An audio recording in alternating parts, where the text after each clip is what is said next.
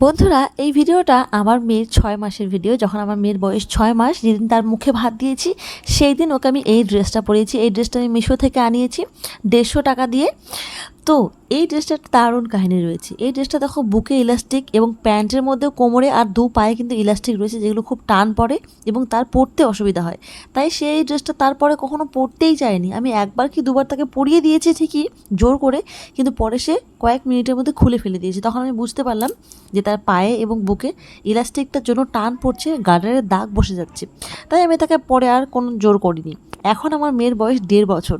ওই ড্রেসটা আমার এত পছন্দ হয়েছে, কালার কম্বিনেশনটা আমার এত পছন্দ হয়েছে যে জামাটাকে ফেলে দিতে আমার একদমই ইচ্ছা করছিল না।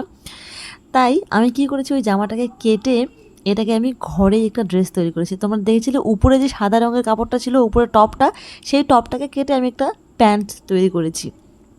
এই প্যান্টটাকে আমি ইউটিউবে টিউটোরিয়াল দেখে আমি এটাকে বানানো শিখেছি। কিন্তু তোমাদেরকে একটা কথা বলি, আমি কিন্তু স্বনির্ভর দলের একজন কেশিয়ার এবং সরকারি মতে আমি কিন্তু টেইলারিং কাজ শিখেছি আমাদের নিকটবর্তী ভিডিও অফিসে। আমি টেইলারিংয়ের কাজ কিন্তু করেছি, আমার ওই বিষয়ে অভিজ্ঞতা আছে। তাই জন্য আমার কিন্তু সেলাই করতে তেমন কোনো অসুবিধা হয়নি। হ্যাঁ, একটু আমার টাচিংয়ের প্রয়োজন হয়েছিল, যতটুকু আমি জানতাম না ওইটুকু আমি একটু ম্যানেজ করে আর কি জামাটাকে কাটিং করেছি, বানিয়েছি।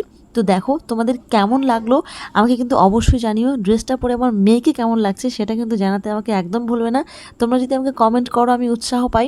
তবে আমি নেক্সটে আরও অনেক কিছু বানিয়ে তোমাদের সাথে শেয়ার করবো। কিন্তু আমার মেয়ের কাছ থেকে আমি অনেক উৎসাহ পাচ্ছি। তো যখন আমি মেশিনে কাপড় টাপড় নিয়ে সেলাই করতে বসি, তখনই ও আমাকে বলে এসে, মাম্মা নতুন জামা পরি। তো এই জিনিসটা আমাকে আরও অনেক বেশি উৎসাহ দেয়। তো তোমাদের ভিডিওটা কেমন লাগলো আমাকে কিন্তু কমেন্ট করে জানাতে একদম ভুলো না। চ্যানেলটাকে সাবস্ক্রাইব করে নাও। তোমরা এখানে নতুন নতুন আপডেট পেয়ে যাচ্ছ, নতুন নতুন ভিডিও পেয়ে যাচ্ছ। আমি আগে কিন্তু হোমমেড একটা শ্যাম্পু বানিয়েছি, সেটা ভিডিও দেখে গেছো কি না? যদি না দেখে থাকো এখনই গিয়ে দেখো।